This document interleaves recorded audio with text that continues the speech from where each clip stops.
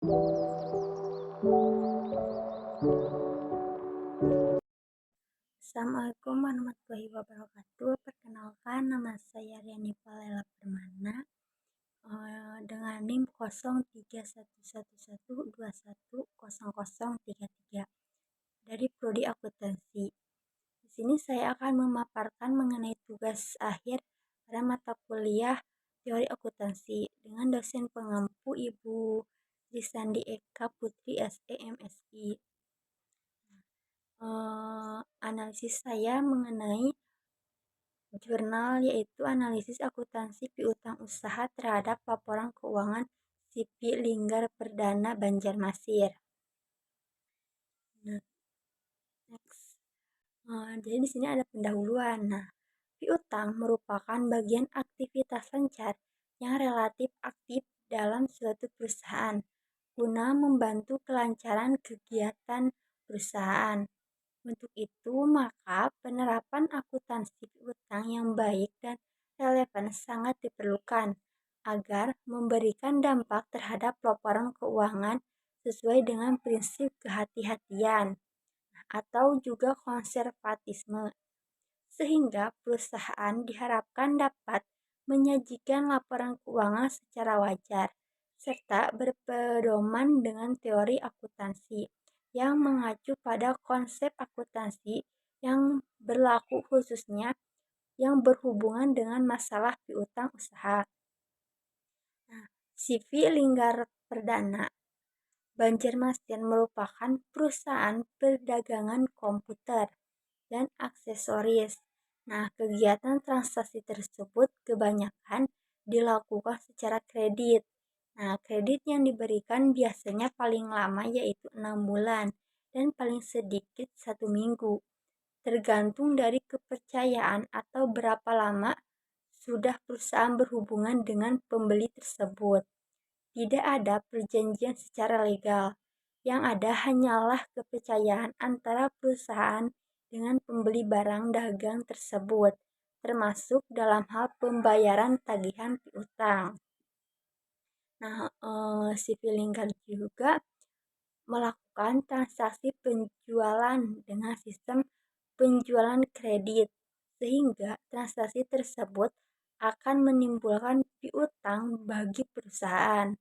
Penjualan dari perusahaan saat ini banyak dilakukan secara kredit, sehingga ada tenggang waktu sejak penyerahan barang dan jasa sampai saat diterimanya uang, sehingga dalam tenggangan waktu tersebut penjualan mempunyai tagihan kepada pembeli. Dari aktivitas prosedur perusahaan tersebut, penulis menemukan ada customer yang tidak membayar tagihan sesuai dengan jangka waktu yang telah ditentukan. Nah, kemacetan pembayaran tersebut akan menghambat pengelolaan piutang, sehingga piutang macet yang semakin menumpuk akan dapat mengakibatkan kerugian piutang. Nah, dalam penyajian nilai piutang di neraca juga, perusahaan tidak menggunakan nilai bersih. Nah, sehingga dengan adanya kecurangan-kecurangan informasi ini akan berpengaruh terhadap pengambilan keputusan pihak manajemen yang menggunakan informasi laporan keuangan untuk pengembangan usaha dan juga bagi pemakai laporan keuangan. Nah, jadi bila ada informasi yang disampaikan kemungkinan tidak benar, maka ada kemungkinan keputusan yang dihasilkan menjadi kurang tepat, sehingga berakibatkan terhadap kelangsungan usaha perusahaan. Nah, adapun di sini metode penelitiannya.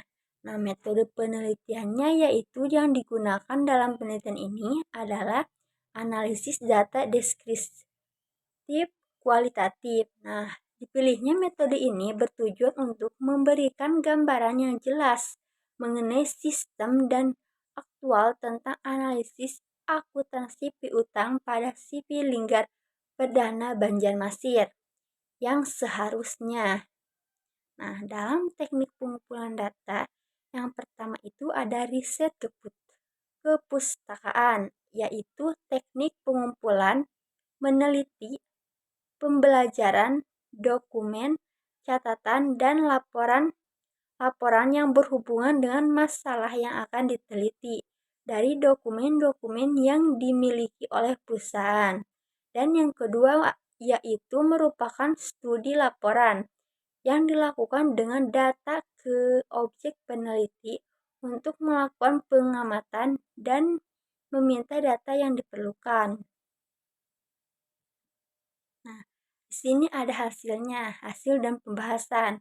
Nah, di sini ada gambarnya yaitu tabel pada tahun 2017, 2018, dan 2019.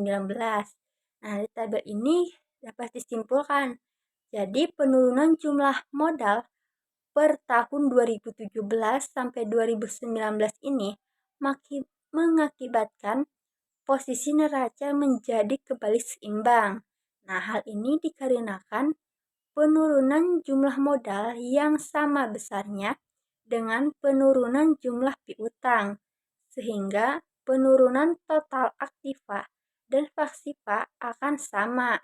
Sementara itu, piutang tak tertagih dapat berpengaruh sangat besar terhadap kewajaran laba yang telah dilakukan dalam perhitungan laba rugi yang disajikan dari periode 2017 sampai 2019 ini. Nah, sehingga laba yang dilaporkan pihak perusahaan terlalu besar dari laba yang seharusnya. Oleh sebab itu, dengan diterapkan beban kerugian piutang, maka akan dihasilkan informasi keuangan yang wajar dan akurat. Jadi, dapat dikatakan bahwa laporan yang disajikan oleh pihak perusahaan belum memenuhi syarat kelengkapan penyajian informasi keuangan. Nah, selain itu, laporan keuangan yang disajikan tidak memenuhi kriteria dari prinsip kehati-hatian yang didasari oleh pertimbangan yang sehat dalam menghadapi ketidakpastian peristiwa ekonomi di masa yang akan datang. Nah, perlakuan akuntansi piutang juga yang sesuai dengan standar akuntansi nomor 9 tahun 2015 berpengaruh terhadap kewajaran, validasi, dan keakuratan informasi keuangan perusahaan. Nah, jadi dapat disimpulkan bahwa analisis perlakuan akuntansi piutang usaha yang diterapkan oleh CV Linggar Perdana Banjarmasin tidak mengacu pada standar akuntansi keuangan nomor 9 tahun 2015 yang mengharuskan penyajian piutang sebesar jumlah bruto dikurangi taksiran jumlah yang tidak dapat diterima. Nah, sehingga mengakibatkan laporan yang disusun perusahaan tidak mencerminkan keadaan keuangan dan hasil usahanya seharusnya. Nah, akuntansi piutang CV Linggar Perdana Banjarmasin ini seharusnya menyusun laporan keuangan perusahaan yang sesuai dengan standar akuntansi keuangan nomor 9 tahun 2015 untuk memprediksi besarnya jumlah piutang yang tak tertagih yang akan dilakukan sebagai kerugian piutang perusahaan. Baik, terima kasih. Sekian pemaparan tugas akhir yang dapat saya sampaikan. Assalamualaikum warahmatullahi wabarakatuh.